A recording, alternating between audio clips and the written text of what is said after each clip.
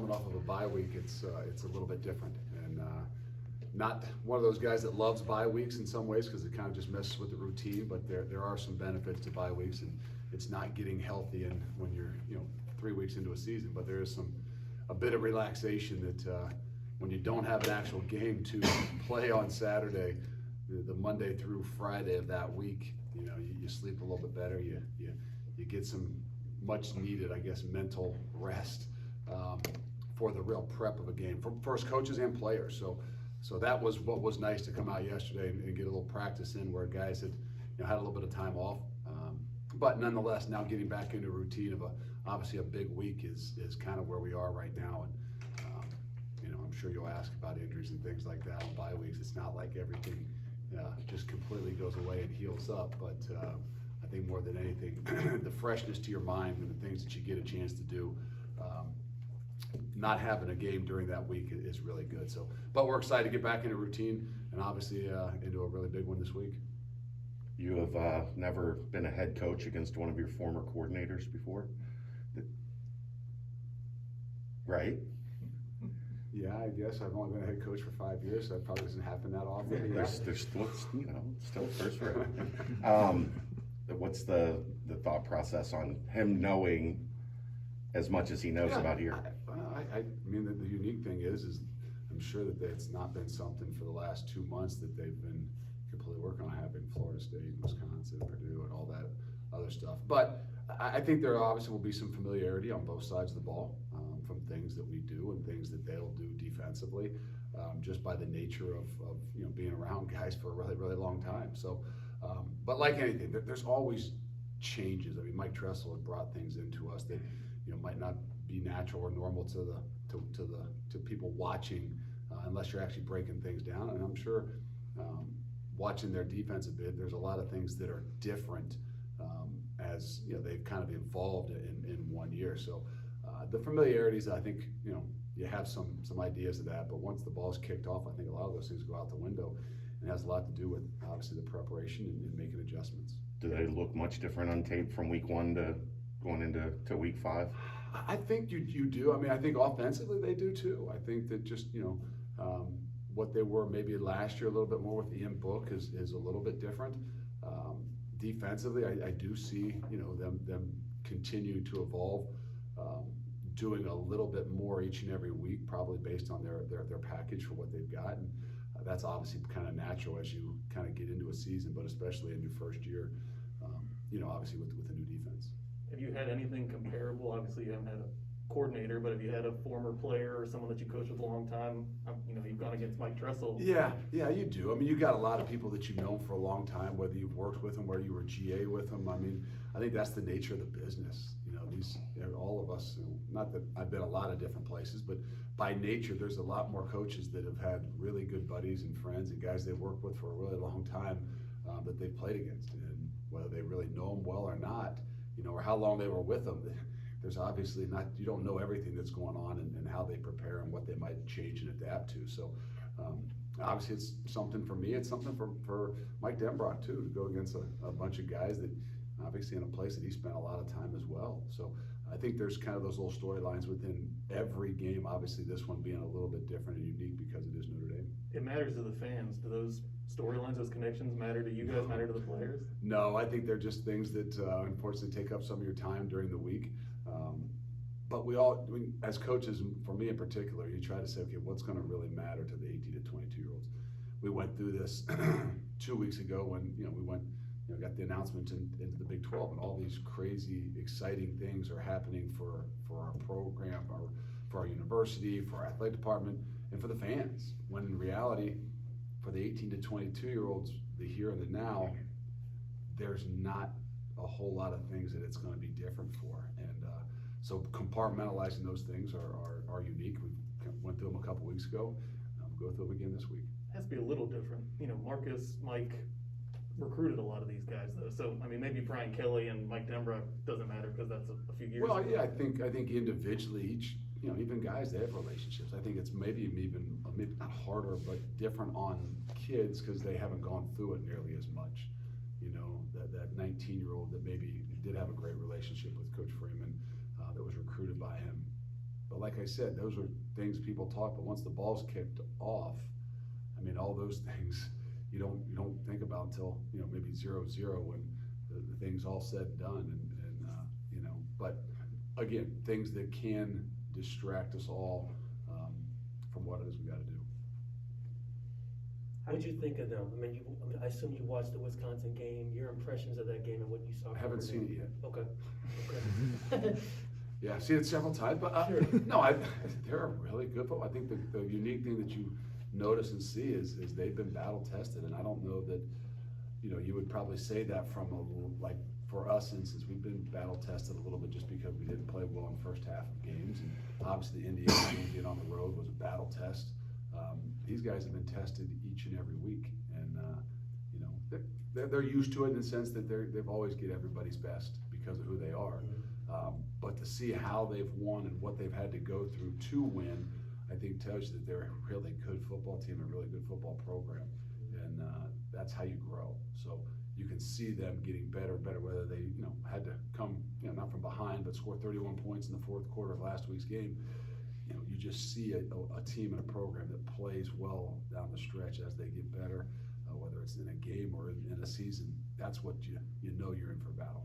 Is this about, that's a young team relative to what they were last year?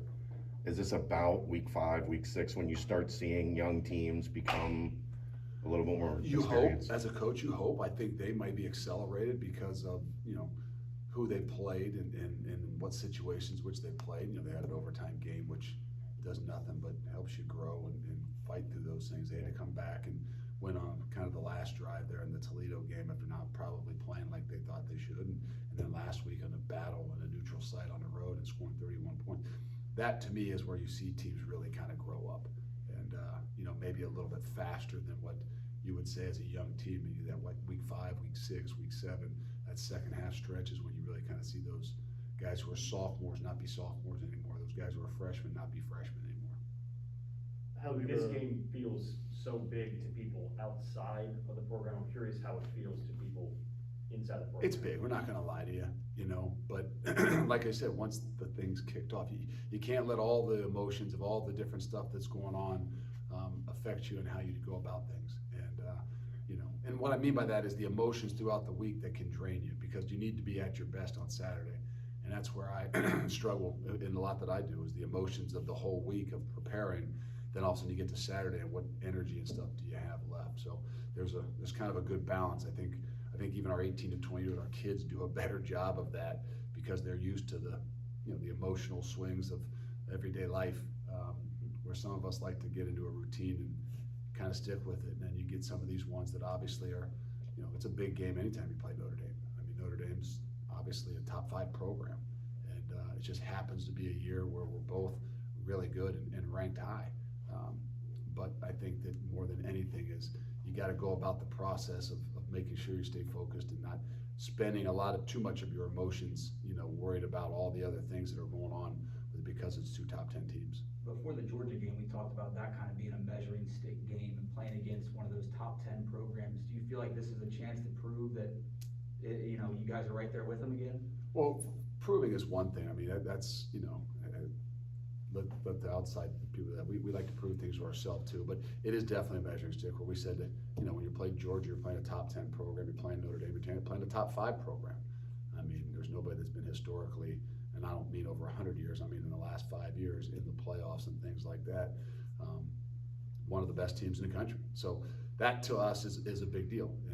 But again, to the 18 to 22-year-olds, the here, the now, those kinds of things, aren't as much into their wheelhouse as, okay, what's important to these guys? This is an opportunity to go from 3-0 to 4-0. It's a very big game, control the emotions of things, but it is an ultimate measuring stick in all that we do. And so I think that's what's great for us as a program. They've had to shuffle some quarterbacks due to injury for this. You had last week off, but for this week specifically, does that change your preparation at all? No, because you don't really know. I mean, I think that, you just got to prepare like you do and be able to adapt and adjust, based on whatever guy is really the healthiest, whichever guy they go with. I mean, they've got 2 or 3 different options in how they do things, and they've played 2 quarterbacks in every game anyway. So, for what it is that they do, that's a part of the prep and the part of the adjustments that once things all start to happen. Freeman used to always speak so highly of you, having such a huge impact on his development as a coach, as a person. Will you guys set aside some time to go grab dinner or something, or is it like, man, I'll get to know you again in 5 days? No. If I was coaching against my own father or my own brother, it would be just like it is. It's, those unique days, those Saturdays, there's only 12 guaranteed ones of a year. And, you go about them the same way, whether it's your brother you're coaching against, one of your, former guys, one of your best friends, whatever that is, you respect the day, you respect the kids that prepared for it, and you go about it that way. And there's plenty of time in the off seasons to be able to do things like that to me. I know it's different. I see some of the NFL things and see guys taking pictures after games and things, and I just kind of scratch my head. I don't understand it quite as much, but Sure. That's them. This is us, and it's kind of the way that I've always kind of gone about it, and I blame my upbringing for that. Are the wife and kids the same way? Don't go over there, don't talk to No, Marcus's I don't. wife They and can kids. do what they want. It's not game day for them. Obviously, there's different emotions. I've never been in that seat, so I don't mess with them and their routines and how they go about their business. And there's 75, 76, 77 guys with us that I hate to say it, I'm more concerned about than the routine of what the rest of the family does. They spend a lot of time together at the No, Familiarity. I know that. I don't. That's why I stay out of their business. You were pretty honest that you didn't like going to Ohio State a couple years ago, just because of all the emotion and history was tied up. Is this similar or is this different? No, I think it's different. I think it's a lot different, just with history of things. But I think we're also in a different place. So, I think in a lot of those things, kind of, there are some similarities when you talk about top 5 programs and, challenges and the measuring sticks and things like that. But as far as some of those other things that, it doesn't pull at you nearly as much. I think when you went to the Rose Bowl, you took the guys there on Friday to kind of get it out of the system. Similar Yeah, situation? we'll do the same thing. Yeah. We'll arrive on Friday, go over to the stadium. We're staying, 2-3 minutes away from the stadium. So we'll have an opportunity to go in there, kind of just walk around, get the lay of the land, let them get, see the thing and everything like that, take their pictures, whatever. Because it's the same thing. When you go over there on Saturday, you want them to be focused on the things that they got to do. It's already going to be difficult enough, to not have any of those other distractions. So try to get that out of the way, because it's a big deal. And there's not a kid on this team that's played over there, other than obviously Michael Young. But for the most part, so there's obviously some incredible history for us to be able to absorb and soak in. Year 5, you've been to the Rose Bowl, Michigan Stadium, Ohio State, Notre Dame. Is that part of the plan, or is it just how it has played out? I didn't really have a lot to do with the scheduling. It's nice that that's the way that things kind of work out, that you get an opportunity to kind of, be in those venues. This is a place I've never coached before. Had the good fortunes of playing there, but never have coached there. So, got to give a lot of credit to the people that actually did that for the program. But I can't just be in year 5. There wasn't a whole lot of asks to say, hey, there's an opportunity to play Ohio State or play Notre Dame or go to the Rose Bowl. Is this what you want to do? Maybe in the future that they will bring those up to you before they go ahead and sign the contracts. But I'm just glad that they've done a great job of making sure we can get our kids a lot of different exposures and a lot of different experiences in this in what it is that they do. Because yes, it is about playing. Yes, it is about winning. But there's an experience behind this that does last a lifetime for these kids and us as coaches. You mentioned playing at Notre Dame. If you see Ron Paulus, will you give him a... Is he still with? I think he's still with them. So it's been a while since I've seen him, but played against him. Picked him, right? A few years ago. I'm not sure what year that was. 5 or 6. Maybe 5 and 6, but I don't remember back a lot of those things. So try to keep those things to myself. Luke, do you think this is the biggest regular season game you've coached here so far at UC? Yeah, I might say so. I mean, when you say 2 top 10 teams, I don't think we've had a situation where we've been in this position yet. Where we've been, ranked in the top 10, and somebody we've played been ranked in the top 10. I'm not sure. Maybe the bowl game was that situation.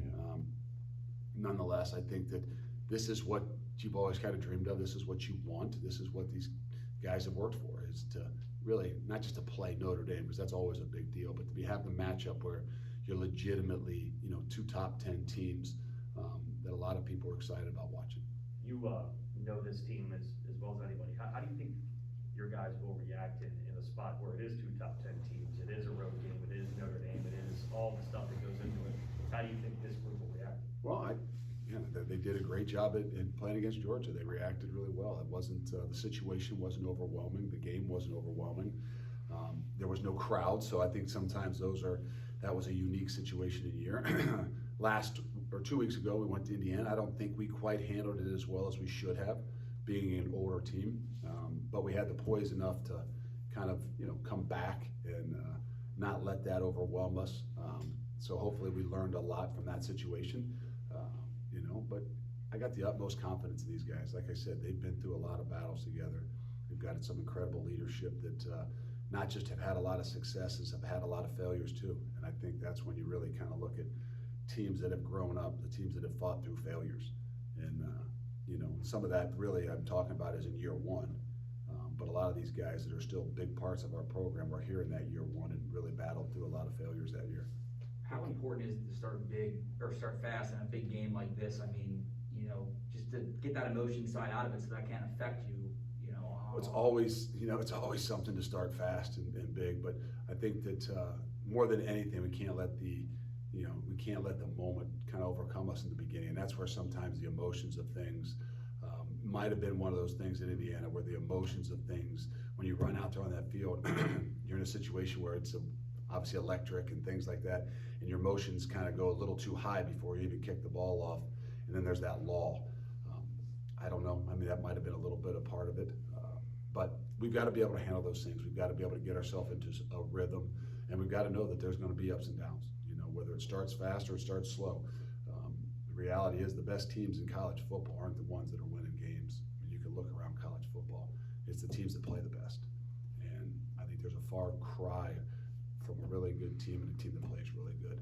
And it has something to do with talent, but it doesn't have nearly as much to do with talent as it does playing together. Because of how much familiarity is, do you try to do anything different or pull out something different? Well, we always have some wrinkles. I mean, there's obviously we kind of, you know, prepared to, you know, even through the offseason about things that we would do, you know, at least defensively, you know. So, but those are the wrinkles of the game. Those are the kind of things you got to let the sea kind of fold out. And, you know, I mean, you don't also want to stray too far from what it is that you do. But nonetheless, it's nice when you've had some prep time to, you know, kind of look into it and, you know, get a better preparation for what, you know, what you believe is to come, because they're going to do some different things too. You guys doing anything at practice to deal with the noise that's gonna come with 100,000 people? I don't, if you've been out to our practices, I think that it's usually pretty noisy. I'm not saying that means that we don't do stuff in order to you know, get prepared for it, but everything we do is, you know, somewhat loud. So we'll do the same things. It's more so obviously for the offense. A lot of times the defense is out there and it's, you know, not nearly as loud because their offense is on the field. You know, it's kind of a little bit different when you're at home, but you know, those are all things that I think, you know, we'll be prepared for. You know, I think we over-prepared for them going into Indiana. It might have been one of those things too that, you know, kind of started us off a little too slow. Having a chance to watch the Indiana film, what have you seen from Deshaun Pace? Obviously in that game, but also just early in the season, his development. Well, yeah, I think he's got the natural knack to find the football. In that position in particular, that's what Jarrell White did so well for us. You know, the other thing that's really good fortune too is to have 2 guys that's playing that position. So him and Ty being able to split kind of the reps. The unique thing that I think that Deshaun has done is if he's only taken 50% of the reps, he still is, even as a young kid, watching and understanding what's happening in the reps he's not in there, which is really kind of critical to me, because it's hard when you're only playing half the reps to go in there and be able to react as fast to some things that are happening if it didn't happen to you. And that's where I think he's maturing beyond his years to say, okay, the times I'm not in is really a good opportunity to get your breath, but it's also an opportunity to study and make sure you realize what's happening when you're not in there. So it's not the first time you've seen it, maybe the second or third time they've run a play or, you know, been in that type of look or formation, but it's the first time you've been in there for that. So the ability to be able to do both, to be able to get a little bit of rest, but also stay locked into what you're seeing, gives him a chance to let his natural instincts play. Is that something you can recruit, that, or is it just you find out You when don't you see get to too many campus? kids that you're recruiting that aren't on the field. True. So, I don't think that's a natural I just mean that thing. junkie, like. Yeah, I mean, you try to look for those guys that truly, there's a lot of guys out there that like the game. You know, there's not as many guys that legitimately love the game of football. And yes, if you'd say, what is some of the qualities that you can't see on film that you would really, really want to know about a kid? What really is your love and passion for the game? Because there's a lot more that goes into this game than I would say the average person probably realizes. What makes a great corner? You got two really great ones, three if you add Arquan, others, but Kobe and Ahmad, they're two of the best in the college football. What makes a special cornerback? Well, I think you gotta have, obviously you gotta have some confidence because you are on your own in a lot of situations. But I think the uniqueness of being calm enough, I think that's where, as you really look at Kobe growing from a young guy into a more mature corner, as competitive as he is, you gotta change a little bit as a corner because you gotta have a little bit of a different, I didn't say don't be competitive, but there's situations where you gotta know when and how. And the hard thing about, you know, a D-line or a linebacker that if something gets beat or you miss a tackle, you get pissed, you know, you go back and you're gonna hit somebody harder. The unique thing at that position is you gotta be able to react. You gotta be able to kind of take a couple deep breaths, not be over juiced by what just happened, and be able to have that poise to play the next play. Uniquely, obviously they both are very talented, but I think that's one of those traits that gives them an opportunity to go from really good to great. Is Kobe's learned it, and I think Ahmad naturally has it. I asked you before the Indiana game, just since there's not many drivable games for fans, just what was that like to see that number of fans there? And I'm sure it's gonna be the same thing in Notre Dame.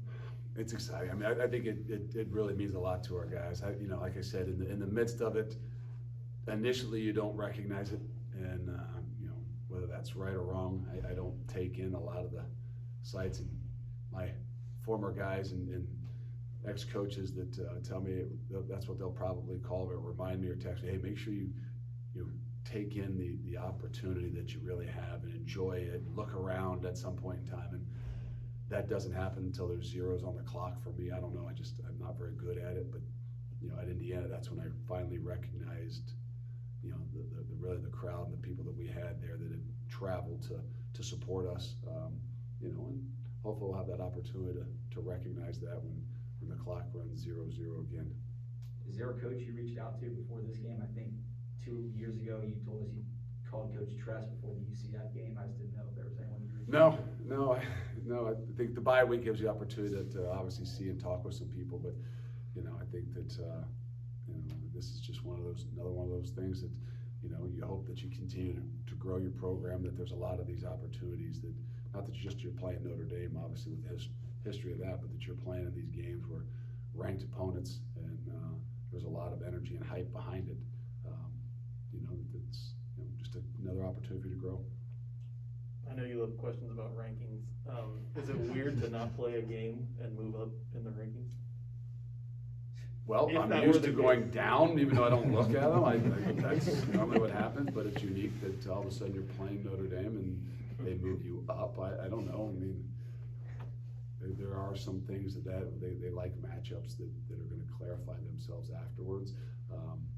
But I didn't know if I couldn't tell you where we were last week. I really couldn't tell you what, I think we're in the top 10, but couldn't tell you exactly where we are.